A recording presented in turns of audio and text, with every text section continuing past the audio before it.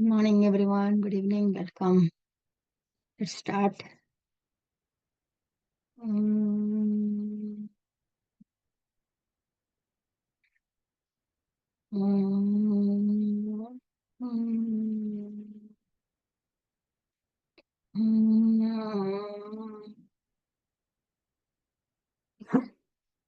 Today we are doing chapter 16, Bhagavad Gita, Daivasuraa Sampathi Vibhaga Yoga, meaning Deva Asuri. That means divine and demonic.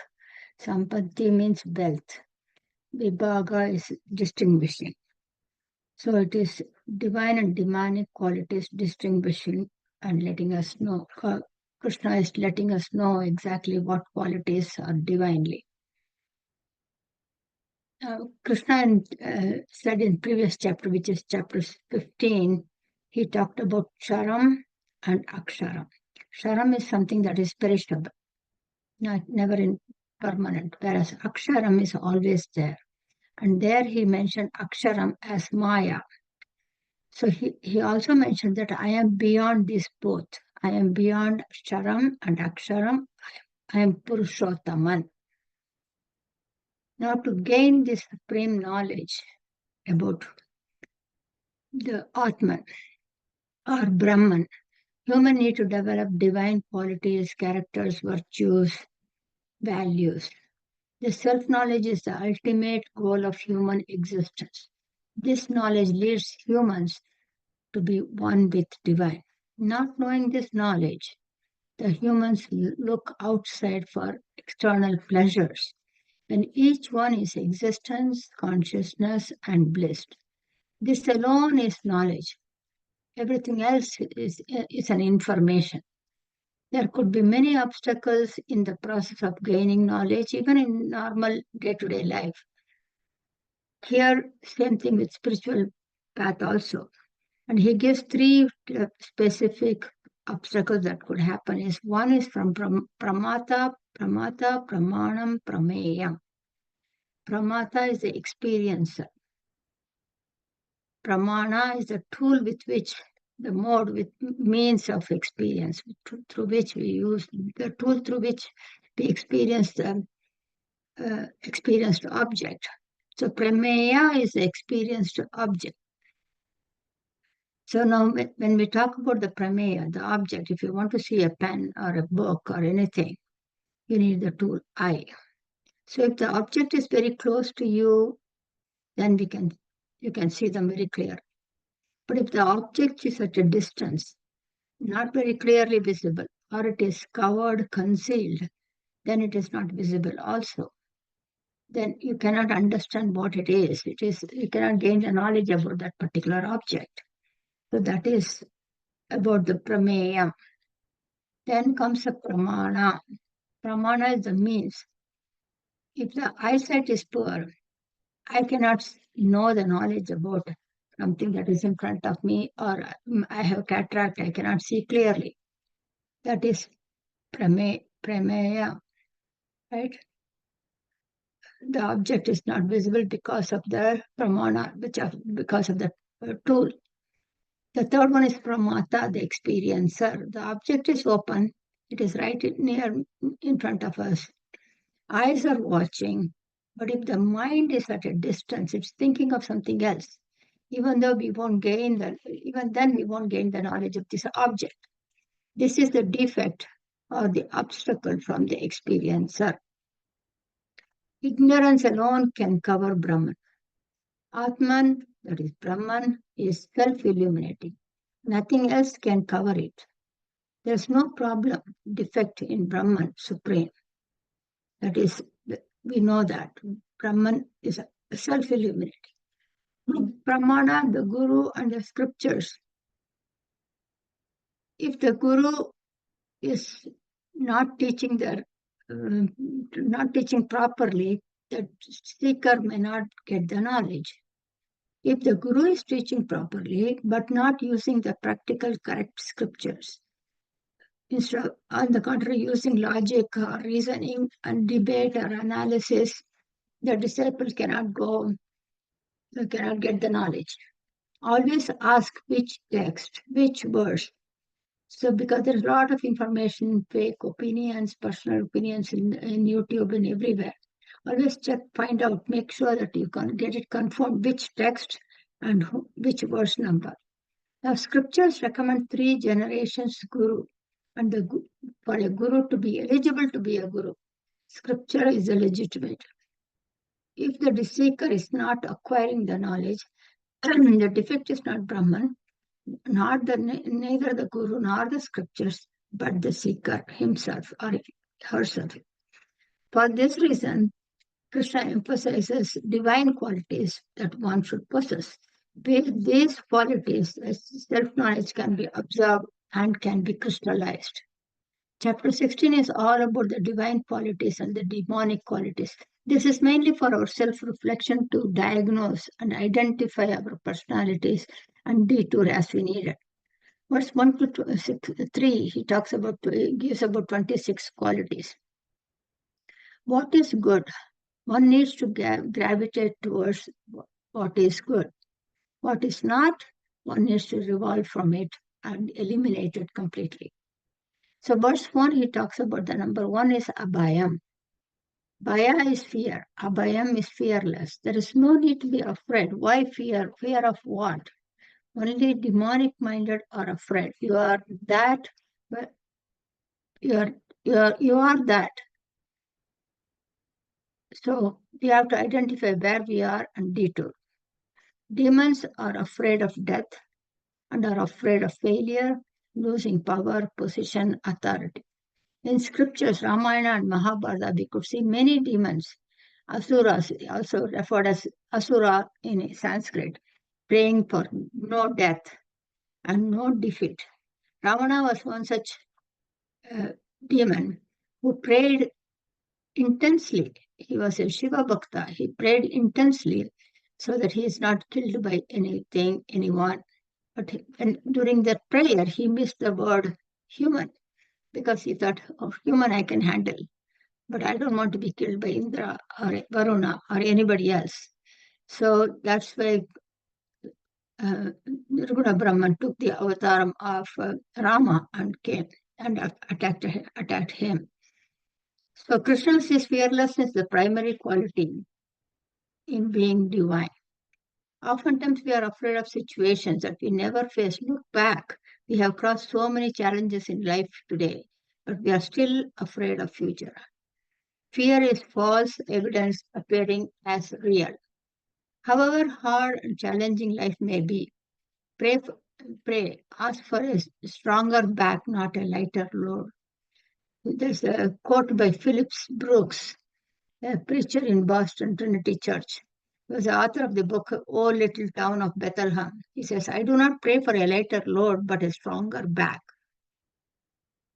When you completely surrender, trust, surrender, we have seen it before, surrender is not just belief, it is belief, trust, with reverence, complete, okay? There should not be any worry, anxiety, fear. Stay strong, unafraid, abhayam, fearless.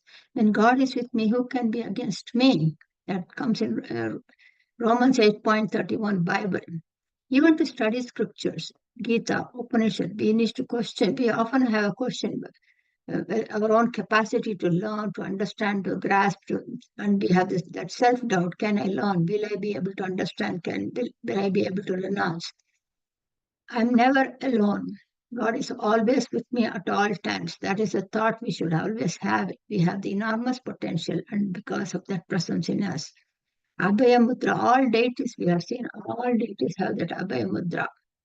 Right? I'm there to help you at all times. So that is for protection, peace, and dispelling fear. Be firm, grounded, fearless. That is the first required quality for divine personality. Second one is purity in mind. Thought, word, and deed. Purity is thought, word, and deed. All three should be in alignment. We shower, we clean our body every day, dress up because others see it. But it is the mind is not visible to others, so it's always full of lot of trash, garbage.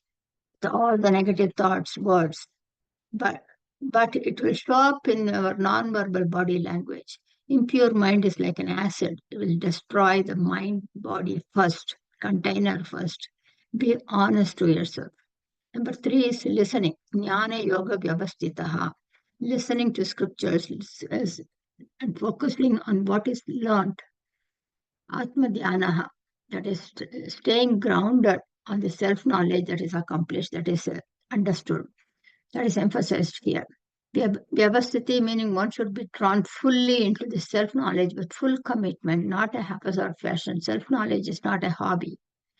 Must be listened to, contemplated on, what is heard, clarified. All the doubts get convinced and say focus on this knowledge. That is a divine quality. Then number 4 is dhanam, sharing. Have you noticed that only humans hoard? No other species does it. Lion and tiger, they hunt and they eat. They eat an animal and then once they are full, they just leave it and leave it for other animals. But humans are insecure. There's a famous motivational speaker, Dr. Wayne Dyer. He talks about self-confidence. What do you have to give to your children? Self-confidence, self-esteem, and self-reliance. That's all. They don't need any wealth. They can accumulate. They can gain it. So Krishna says same thing. Sharing is another divine quality. Whether it is food, things, or knowledge, or without expecting anything in return with others, sharing it with others. Dhanam is not giving away everything, but have your needs and share. There's a difference between dhanam and dharma. Dhanam is donation, dharma is charity. Karna was in character Mahabharata. So he was always performing dharma, actually meaning there's a difference between dhanam and dharma. Dhanam is you see somebody asks for something and you give, that is dhanam. But you identify the need of the other person and you offer it, that is dharma. Why? Because see, when you go for a walk, you can see a homeless. Get him a hat. If it is too hot weather, get him a hat or a water bottle. And if it is cold winter weather, get a blanket. No big deal. We are not spending too much, but you are not giving away everything. So yeah, because the reason is the day would come when you need to be able to renounce everything. Nothing is ours. We have abundance to enjoy, but we own nothing. We come naked and we go naked. We come here, we serve, and we should choose to live happily. That I have come, I have done my best, and I'm leaving without any guilt. So this is a very important quality, duty especially for a grahasthas, from a family person. Number 5 is damaha, control of senses. Our physical health reflects our lifestyle, right? So that is our diet and our exercise, etc. Similarly, what have I given to my mind for it to be healthy? Make sure that we focus on see, hear, taste, smell, and touch, all the 5 senses, good ones, divine qualities, positive, and not the other way. That is Dhammaha. Number 6 is Yajna. Yajna means we all wake up to our text messages on the phone, right? But Krishna says your day should start with divine thought, gratefulness, and a sense of gratitude and worship. Shankara has written a text that is called Prataha Smaranaha, how you start the day, how you pray. Always start with gratitude. When we don't do that, we are caught up in the samsara, the whirlpool, and we are always on the run. No pause to think of anything positive all day, and everything, all the experience during the day, arguments, discussions, thoughts, all those things, they are carried over in our dreams. And they'll also continue in the next birth. Everyone has only 24 hours, a precious commodity, productivity. So productivity is important. We should take the time to pause, think the purpose of human birth, thank for what we have. Not just an animal life, eat, sleep, and procreate. We are the product of our choices. Choose a definite time to self-reflect. It is very easy to live without thinking, contemplating. dragging the life. Just eat, be happy, and be merry, But make an effort to concentration and a commitment to lead a life of values and principles. That is yajna, choosing our own journey. Swadhyaya. Swadhyaya is considered as a duty of each human to read scriptures, great books, texts, attend satsang, spiritual discourses. These scriptures are manual for the right living. They show us the purpose of human birth and points us the methodology to the path of meaningful life. Number 8 is tapaha. Any and all activities where we are not a slave to our senses are referred to as tapaha. Without cravings, meaning moderation in food, sleep, activities, everything, including relationship. Too much of anything is too bad. There are needs and wants. Ultimately, we need to renounce it all. Start practicing it early and gradually. Letting go is not easy. It is a practice. That is why all religions have fasting, self-discipline. So when the senses are not going outside, there is no mental agitation, craving, or a feeling of restriction. We all experienced it during lockdown, right? So in India we have that Sabarimala. People go there and they do not have slippers, or don't sleep on the bed. They sleep on the floor, minimizing their comfort. These are all tapas, restricting yourself from things. Then arjo, number 9, straightforwardness in thought, word, and deed. Again, think before you speak. Do what is spoken. Walk the talk. We don't need to speak all that we think of, but that becomes a loose talk. But whatever we speak, say, must be well thought of. Then keep up the word. When we don't respect our own word, how can we expect others to respect it? If you say somebody's house, I'm coming from at 5 o'clock, be there at 4:55. Or you can say, I'll be there between 5 and 5:30. So even if you are there at 5:29, you are on time. So think before speak and act on your words. Number 10, verse number 2 is ahimsa, non-violence. This is absolutely essential quality, not hurting anyone, anytime, mainly by words, abusing, disrespecting, sarcastic comments. Every word that comes out of or we utter needs to be kind, considerate, and compassionate. If this is not followed, meditation is just impossible. We all have experience, even when we have disagreement or argument or heated argument with some family members. It's difficult to focus on any talk, even to read a book. The mind is agitated, perturbed, and troubled. The same thing applies in the spiritual path. Ahimso paramo dharmaha, highest of all values. Now number 11 is Satyam, truth. Satyam Vada, always speak the truth. Truth has to be gentle, courteous, and kind. All that we utter must be truth. Doesn't mean that all truth must be spoken. In certain situations, we don't need to speak the truth, and that is not untruth. If it is a joint family, those days in India we used to have, but if you don't speak all the truth, that everything happened. So that if that truth is not revealed, it is for the common good.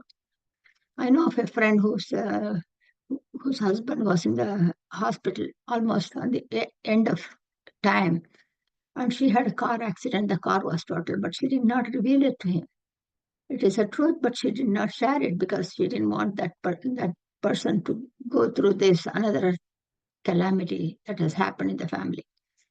But of course, she didn't get hurt. Luckily, she didn't get hurt. But these are the things that we sometimes, whatever we speak must be the truth. All truth need not be spoken. Krodha, next, number 12, devoid of anger. Anger is a demonic quality. Anger is one letter short of danger. In any situation, keep an eye on this. Try to stay calm. Do not let anger take over. That could lead to disaster. Whenever I feel frustrated and I feel the anger, I start counting from 10 to 1. So that emotion is in my control. Tyaga, sacrifice, renunciation. Enjoy everything that you have, but be prepared and ready to lose anything at any time. It may be things, your possessions, your people, and finally renunciate all mentally. We own nothing.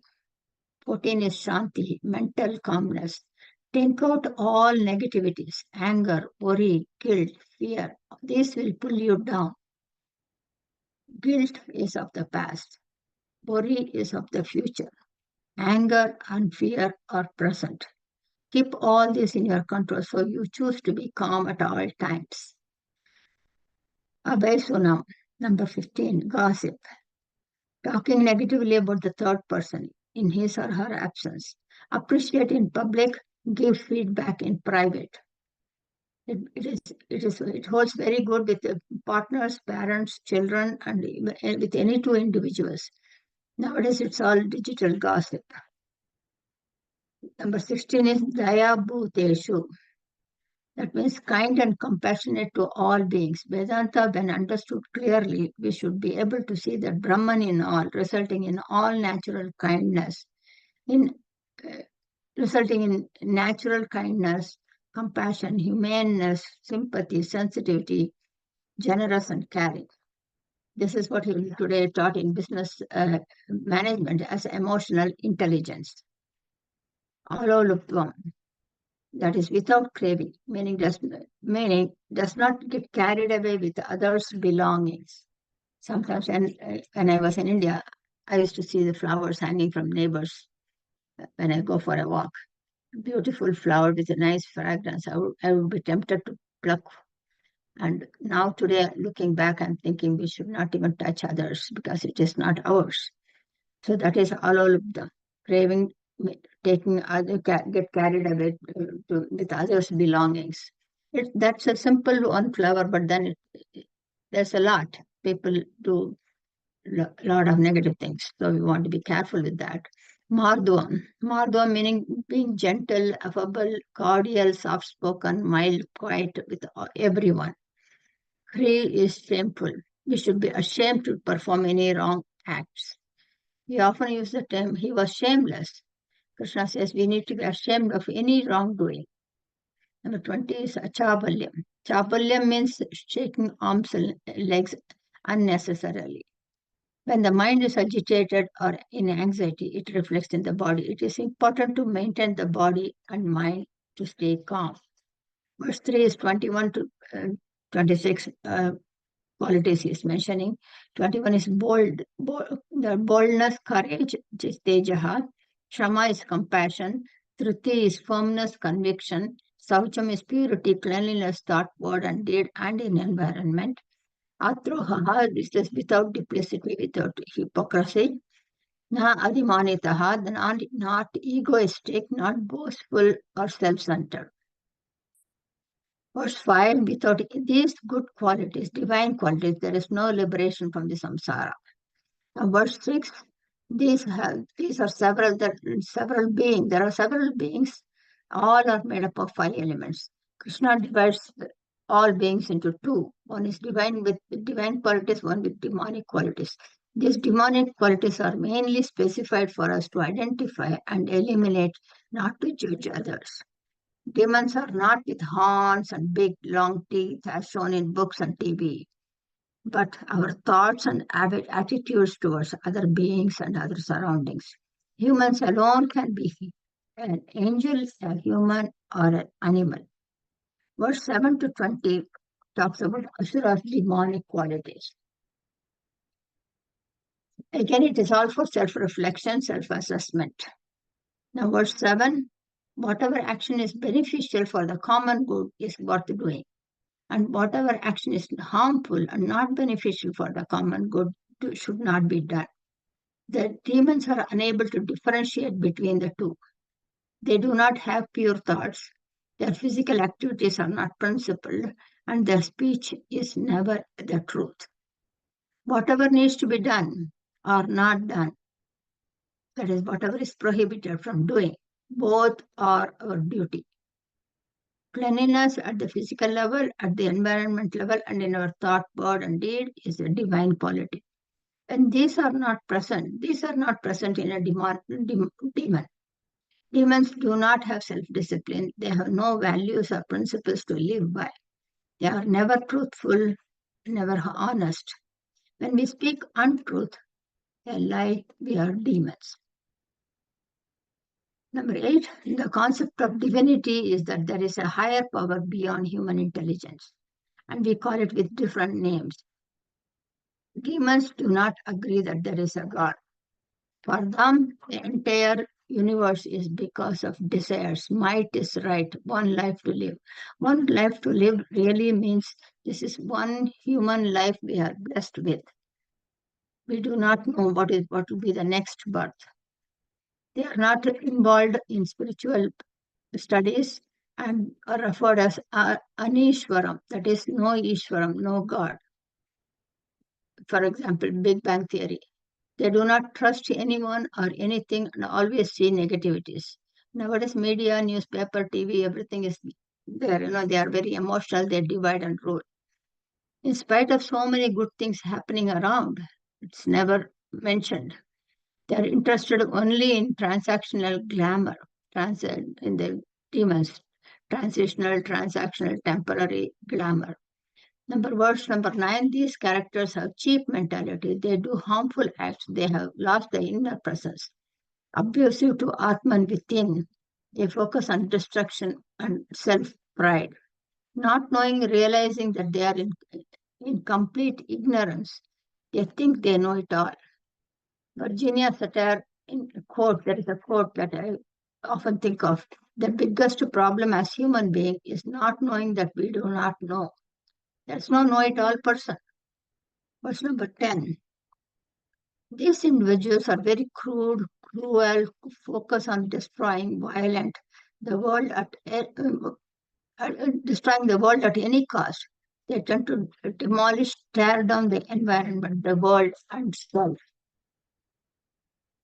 Number 10, these are extremely greedy with unfulfilled desires, with a show of self-pride, insulting and belittling others, deluded with negative thoughts and actions, harming, abusing, and involved in self-glorification. They commit themselves to harm others. Anyone on my path, I will kill them. I will make them into zero. Full of hatred, bitterness, resentment without any human values. Ravan and Kamsan were there in that category. Then the animal sacrifice. This is because of not knowing the scripture. There was nowhere it is mentioned to sacrifice animals. We need to dissolve, disown, dismiss, sacrifice is our ego. Dissolve this, our ego, that is sacrifice. Number 11, such demonic individuals are confused, agitated, afraid. Throughout their life, drawn to glamour and pleasure and strongly believe in acquiring name, power, and position and wealth. In spite of experiencing sufferings and struggles in life, they are always drawn to external pressure. When we are in the state of confusion, we are in a demonic state. Taking a decision is vital and can always detour as needed. When undecided, we are stagnant, we are confused, we are stagnant, and we have to always assess in any situation, look at the pros and cons, assess, analyze, and decide. Verse 12, demonic mind individuals are with hundreds of desires. They are full of desires and anger. Their focus is, we have read that in chapter 2, verse 62 to 64, it's a downfall. Desires causes anger. So their focus is on multiplying their wealth by any and all means, corruption, dishonest, cheating, stepping on others' toe. Capitalize on every opportunity by hook or crook, without any values or principles. Extreme greed, Duryodhana was one, and we can still see people around like that. Mahabharata still continues. Verse 13 to 15, Krishna mentions how they would talk.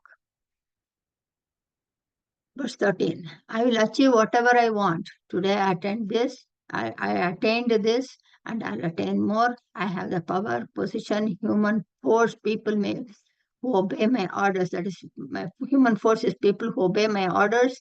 These demonic people are arrogant, filled with pride, and are in a state of infatuation, narcissism, self with their sense of entitlement, lack of sympathy, with a need for self-admiration. This is how they talk. Says starts from verse 14. Here Krishna describes their anger. I will kill anyone who is on my path. I can't have an enemy. I am the supreme power. All the wealth are mine. I am happy to. I have attained all in my life. Anyone who dares to face me will face death. I am superior to all being. Krishna in this verse says, anyone who thinks this way is a demon. There is one humanity. It is one species. No one is superior to the other. Asura, demons, anyone who is arrogant because of name and fame is demon. 16. These demons at the time of death, while leaving this body, go to hell, comes from Garuna Purana. They are always considered to be superior to others by constant comparison with reference to wealth and perform all rituals, charity, and donation for the self-promotion. The ego, is very strong in them. Verse 80, we can identify in their talks, in their conversation. It's all about me, I and mine consistently. If we can avoid the I as much as possible, that would be great. In India, we always use passive voice in all languages. We never ask, did you eat? They always ask, lunch is over. In Hindi, खाना हो गया, चा पड़ा चा, उठा आयता. All they never mention the I. Even great saints never use the word I. I wrote this. They never mention I wrote this, including Shankara and Krishna. They are avatars. They always said it is stated, it is mentioned, it is authored, it is suggested, it is recommended. Demonic minded often have destructive power with ego, power, arrogance, intense desires, uncontrollable anger, jealousy. They ignore me, and that's because Krishna is in everybody. I am in all beings. With all this negative tendency, they ignore, they disrespect the divine presence in the temple. The body is a temple. So as we interact with other beings, we should be able to see the divine presence in them and be kind. I'm in all, he says. When, say for example, when Mr. X is always angry, insensitive towards others, the receiver gets desensitized to their comments. They'll just ignore the person that person is always like that. So let me not even take it. They're not even going to hear what we say. So he gets evolved. Here the receiver gets evolved. So verse 19. Such demons are pushed back into samsara, meaning they are born again and again.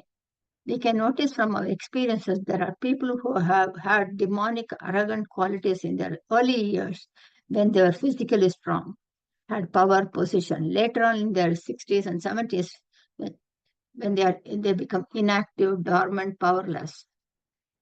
So that is life. Based on their karma, thought, word, and deed, they take the next form. Now, verse 21. This verse says that there are 3 gates to hell. Hell is karma, Krodha, and Loba. Negativity. Downward spiral. Kama, Krodha, and Loba. Kama is extreme greed, avaricious, money-grabbing, insatiable. Anger is hatred, animosity, antagonistic, resentment. Loba is not sharing with others. Parsimony, frugality, miserliness, avarice. Everything is for me. Therefore, Arjuna, every human needs to be conscious of these and eliminate them. Until then, the jiva would be in the cycle of birth and death, whirlpool of plurality. These are demonic qualities, pointers towards destruction. Ravana was for kama, lust and desire. Duryodhana was for loba. He had loba, greed for wealth. Kamsa was always angry. Krodha. All these three faced self-destruction. Verse 22. Therefore, Arjuna, one who is relieved of, or one who relieves oneself from these three qualities, does good to oneself and attains liberation. One who is drawn to these desires, cravings, unrighteous path, does not attain self-knowledge, is incomplete, meaning experiences the plurality and is not liberated from the bondages. Scriptures address what should be done and what should not be done. So those who are full of these three qualities, desire, greed, and anger, kama, krodha, loba, perform what is prohibited, nishiddha karma, and restrains from doing what is suggested, what is recommended. Only those who win and keep these demonic qualities in check, under control, can attain divine qualities easily with less effort. Verse 24, therefore the scriptures are your pointers to choose your path. They are the primary tools for you. These scriptures will help you to cross the ocean of samsara. Do not live in the way the mind takes you. Mind is like a monkey, it takes you everywhere.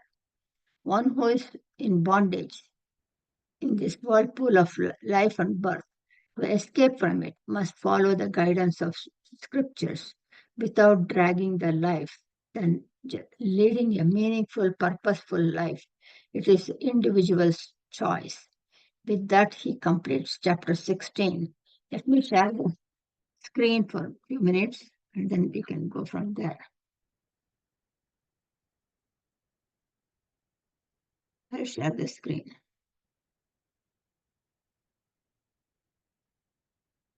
This is chapter 16. You can see Daivasuraa Sampathi Vibhaga Yoga, the yoga of distinction between the divine and demonic qualities.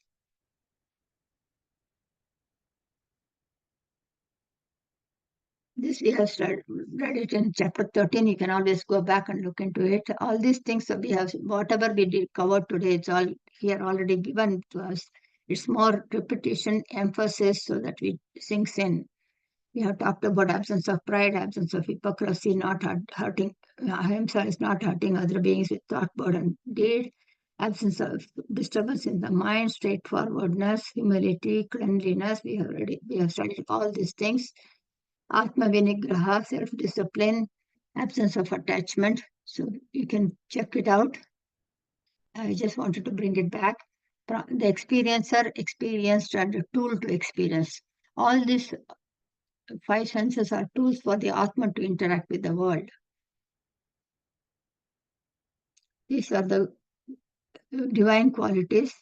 Abyam, which is not fearful. Abhayam, Sattva Samsuddhihi, Jnana Yoga Vyavastitaha, Dhanam, Dharmam, Yagyam, Swadhyaya, Tapa, Arjavam. We just discussed all this. Ahimsa, Satyam, Akrodha, that is fearlessness. Tyagaha, sacrifice. Shanti, Daya, Bhuteshu. Bhuta is an element. Daya, Bhuteshu is being, everyone is made up of 5 elements. Be kind and compassionate with everyone. Alolubdam, Mardvam, free, shame, be ashamed to do anything wrong. Achabalyam. So we have discussed all this. I won't take much time again. So Tejaha is courage, Kshama, forgiveness, Dhruti, Saucham, Atrodha, that is not vengeance, Nadimanitaha, that is without being arrogant. So ego is without arrogant, egoistic. So only human beings can be, only a man alone can be a human, animal, or divine. It's our choice. We are the product of choice. Either we can be kind or compassionate, or we choose our behavior. These are asur sampatti. That means demonic qualities. Acharaha, without self-discipline. Nireeshwaraha, there is no Ishvara. Then